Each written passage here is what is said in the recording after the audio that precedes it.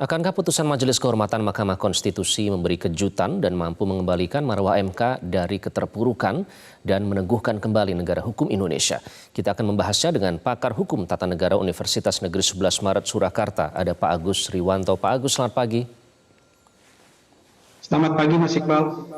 Ya, Pak Agus, meskipun ini belum diumumkan secara resmi ya Pak Agus ya. Nah, Ketua MK Pak Jimli Asyidiki sudah menyatakan bahwa Ketua MK Anwar Usman ini terbukti bersalah terkait dengan laporan pelanggaran kode etik. Dengan kemungkinan nanti jika dijatuhkan sanksi terberatnya adalah pemberhentian dengan tidak hormat. Nah, cukupkah hanya berhenti di sanksi, Pak Agus? Baik, memang kalau kita lihat kewenangan MK-MK ya di dalam PMK itu, kewenangan MK-MK itu kan mengadili dugaan pelanggaran kode etik ya, perilaku hakim ya.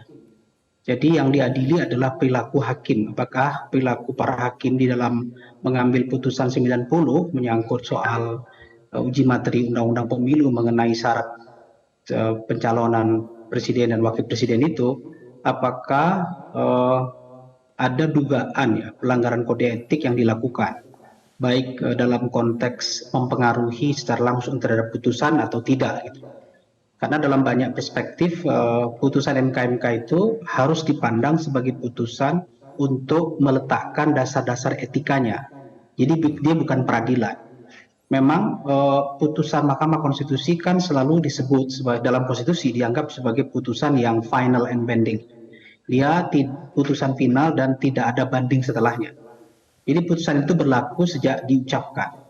Jadi lazimnya putusan ini adalah putusan yang tak ada lagi bandingnya. Nah, problemnya adalah ketika putusan 90 itu lahir, itu kan melahirkan kontroversi ya. Salah satu hal yang menjadi kontroversi adalah karena putusan ini dibuat dengan dugaan ya. Ada konflik interest ya. Ketua MK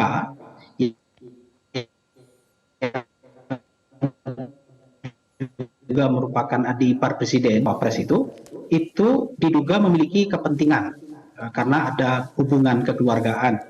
Kalau kita baca di ketentuan Undang-Undang Kekuasaan Kehakiman di pasal 17 itu ya, kan hakim itu harus bekerja berdasarkan prinsip judek nemo ya. Judek nemo itu hakim itu tidak boleh menghadiri ya atau melakukan proses peradilan pada saat dia punya kepentingan langsung dan tidak langsung ya terhadap kasus yang dia tangani.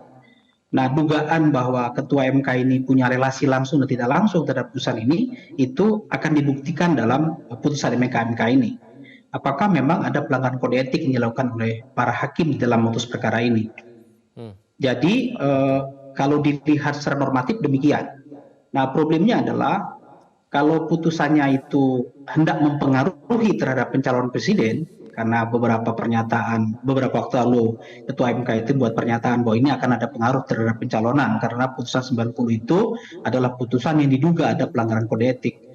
Ya mungkin putusan ini hanya berhenti pada soal menjatuhkan sanksi kode etik para hakimnya ya. Jadi bisa saja tidak menganulir putusan karena putusan MK itu tak bisa dianulir. Boleh jadi ini pelanggaran kode etiknya. Jadi sekalipun nanti pelanggaran ini menyangkut soal kode etik, bisa saja punya pengaruh terhadap pencalonan karena kalau melanggar kode etik hakimnya maka diduga putusan itu bermasalah. Tapi memang di dalam konstruksi ketatanegaraan kita tidak ada cara lain ya di dalam menguji atau membatalkan putusan Mahkamah Konstitusi itu karena dia bersifat final and binding. Itu problemnya, Mas. Artinya berarti nanti kalau misalnya apapun itu ya sanksi yang dijatuhkan termasuk sampai dengan pemberhentian tidak hormat ini tidak akan bisa mempengaruhi putusan nomor 90 yang dinilai syarat kejanggalan Pak Agus. Apakah ini artinya ada terobosan yang bisa dilakukan untuk menganulir keputusan tersebut atau memang sudah final and binding ini tidak akan berpengaruh sama sekali? Ya kalaupun nanti akan ada terobosan breakthrough yang dilakukan oleh MK terhadap putusan 90 itu, yang paling mungkin adalah selain menjatuhkan kode etik ya berupa misalnya saja ya seperti dalam kasus Akil Mukhtar ya dia diberhentikan sebagai hakim MK ya. Dalam konteks ini bisa saja hakim yang diduga melakukan pelanggaran kode etik dia bisa diberhentikan ya sebagai hakim MK. Tapi kan kalau dalam kasus Mukhtar itu, Akil Mukhtar itu tidak mempengaruhi putusan. Jadi putusan itu tidak ada pengaruhnya terhadap pelanggaran kode etik. Putusan tetap berjalan, tapi hakimnya diberi sanksi. Kan begitu konsep peradilan kita. Nah, kalau ini mau buat terobosan, ini baru pertama kali dalam sejarah ya. Kalau akan ada terobosan ya, misalnya, bisa saja terobosannya berupa merekomendasikan agar putusan 90 itu diuji lagi ya, diproses dengan majelis hakim baru ya, dengan tidak melibatkan pihak yang punya kepentingan langsung atau tidak langsung. Itu yang paling mungkin dilakukan. Jadi tidak menyatakan batal terhadap putusan, tetapi dinyatakan bahwa putusan ini ya, materi ini diuji kembali oleh majelis hakim baru supaya ada akuntabilitas dan tidak ada kepentingan di dalamnya. Itu kira-kira yang konstruksi yang mungkin ya di dalam membuat terobosan hukum. Karena selebihnya agak sulit membuat terobosan hukum untuk menyatakan misalnya bahwa putusan ini tidak berlaku karena ada pelanggaran kode etik. Tidak begitu, karena putusan itu tidak bisa dibatalkan oleh majelis kode etik. Karena ini kan bukan majelis peradilan ya, ini majelis kode etik ya. Ya dia mengingat ranah dan kewenangan dari majelis kehormatan itu sendiri ya Pak Agus ya. Oke, mengingat ranah dan kewenangan MK itu sendiri. Nah artinya, tapi kalau misalnya nanti akan dibuat terobosan, diproses dengan majelis hakim yang baru, apakah ini tidak akan merusak tatanan demokrasi, Pak Agus? Ya,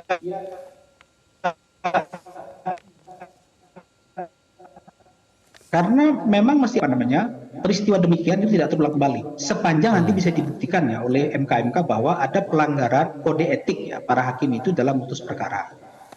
Kalau itu memang terbukti, ya berarti putusannya ada dua kemungkinan, akan biarkan tetap berlaku seperti itu dan mengganggu legitimasi pemilu ya. Artinya proses pencalonan para pihak yang berhubungan dengan ketentuan pasal 90 itu secara legitimasi hukum bermasalah karena hakimnya bermasalah gitu ya. Jadi putusan tetap berlaku dan hanya menempatkan pada posisi tidak legitimit proses pencalonannya. Yang kedua, bisa saja MK melakukan proses berikutnya ya, MK ini merekomendasikan untuk melakukan persidangan baru terhadap kasus ini supaya tidak melibatkan hakim yang terlibat pelanggaran kode etik itu. Jadi barangkali itu yang mungkin akan terjadi ya. Selebihnya kalau yang lain-lain ya mungkin bisa saja teguran lisan, bisa saja teguran tertulis ya kan, bisa saja penurunan dari ketua MK menjadi anggota MK dan sebagainya ya. Tapi yang saya bilang tadi dua varian itu yang sangat mungkin ya, karena tidak mungkin membatalkan putusan itu tidak oleh lembaga peradilan, karena ini kan peradilan etik bukan peradilan hukum yang bisa memutuskan membatalkan putusan pengadilan, gitu Mas. Oke, Pak Agus, lalu jika Anwar Usman tidak diberhentikan ya, kemudian misalnya nanti ada juga menyatakan bisa diberi sanksi, teguran, tertulis, peringatan. Nah, kalau tidak diberhentikan dan masih ada di MK, apa dampaknya nanti Pak Agus terhadap perselisihan hasil pemilu yang nantinya akan dibawa ke MK? Masalahnya salah satu kandidat, ya keponakannya sendiri yang juga anak presiden yang masih menjabat, Pak Agus. Nah itu problemnya ya, karena ini kan tidak berhenti di sini kan. Nanti MK itu akan mengadili perselisihan sengketa hasil pemilu ya, perselisihan hasil pemilu di ujung ya setelah pemilu. Jadi ketika ada para pihak merasa tidak puas oleh proses perhitungan di KPU kan dibawa ke mahkamah. Nah problemnya adalah ketika mahkamah itu punya kepentingan atau interest terhadap salah satu pasangan calon misalnya karena punya hubungan kekerabatan ya, itu akan menjadi masalah. Makanya sangat mungkin bisa dilakukan oleh MK adalah kalau memang terbukti melanggar kode etik menyangkut soal hubungan langsung dan tidak langsung dengan perkara ini, ya sebaiknya MK memberhentikan yang bersangkutan sebagai hakim MK atau memberi sanksi yang lebih tegas dari itu ya. Supaya apa? Ya supaya dia tidak terlibat lagi di dalam proses penyelesaian sengketa perselisihan hasil pemilu di kemudian hari. Karena kalau masih di situ boleh jadi akan dimanfaatkan dengan pola yang sama. Ini harus ada antisipasi oleh MK. Oke. Pak Agus, kemudian kalau kita melihat tahapan pemilu ya, ini yang dikhawatirkan akan terganggu karena adanya segala sesuatu yang terjadi dengan MK ini. Nah besok itu kan batas terakhir penggantian pasangan calon. Memang diumumkannya tanggal 13, tapi untuk penggantian pasangan calon batasnya hanya besok yang tidak memenuhi syarat. Artinya apapun keputusan MK nanti tidak akan berpengaruh terhadap majunya Gibran yang selama ini disorot.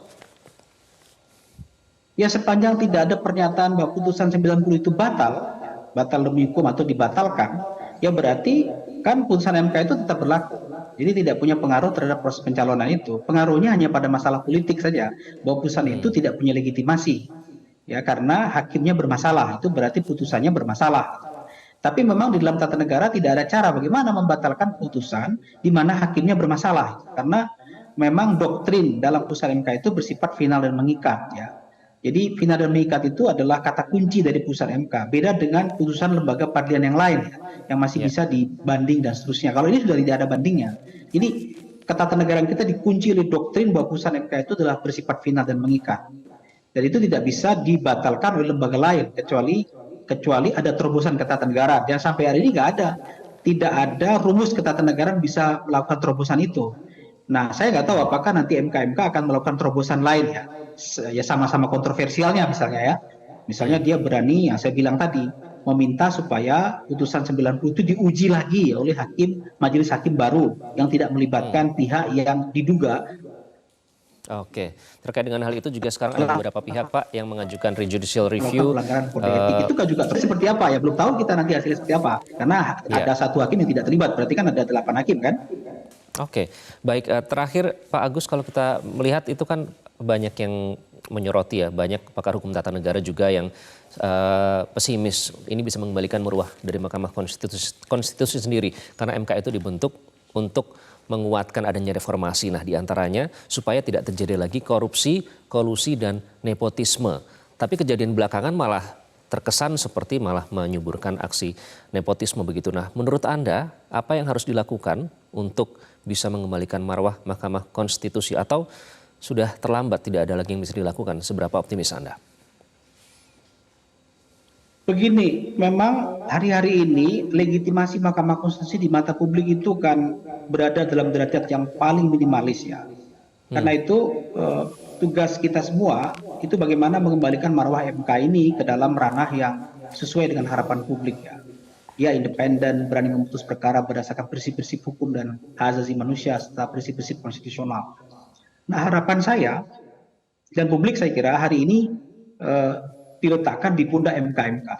Mampu nggak MK ini dengan kewenangan yang dimiliki meskipun sangat terbatas, ya, itu mengembalikan marwah MK ini dengan menjatuhkan putusan yang seadil-adilnya dalam konteks pelanggaran kode etik, ya.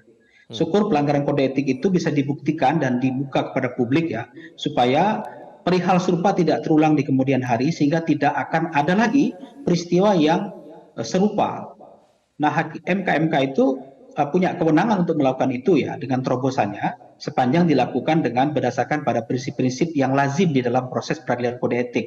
Saya percaya Profesor Jimli Asidik itu pernah menjadi ketua DKPP, ya, Dewan yang melakukan peradilan etik terhadap penyelenggara pemilu.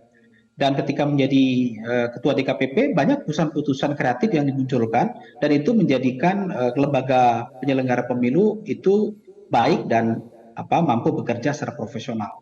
Nah, di dalam konteks MK ini diharapkan Pak Jimli dan teman-teman di MK itu bekerja secara imparsialitas, ya, berani dan memiliki prinsip ini untuk mengembalikan marwah Mahkamah Konstitusi agar punya legitimasi dan kepercayaan publik. Karena inti pemilu nanti di ujung pada saat terjadi konflik perselisihan hasil pemilu itu akan dikembalikan ke MK dalam proses peradilan. Nah, kalau MK-nya sejak awal sudah tidak independen, ada kepentingan tertentu di balik itu, ya ini akan menjadi bom waktu, ya. Dan ini harus dijaga betul oleh MK untuk mengambil keputusan yang tepat. Menurut saya begitu, Mas. Oke. Terima kasih Pak Agus Riwanto sudah bergabung dengan Selamat Pagi Indonesia. Agus Riwanto, pakar hukum tata negara Universitas Negeri 11 Maret. Jelajahi cara baru mendapatkan informasi. Download Metro TV Extend sekarang.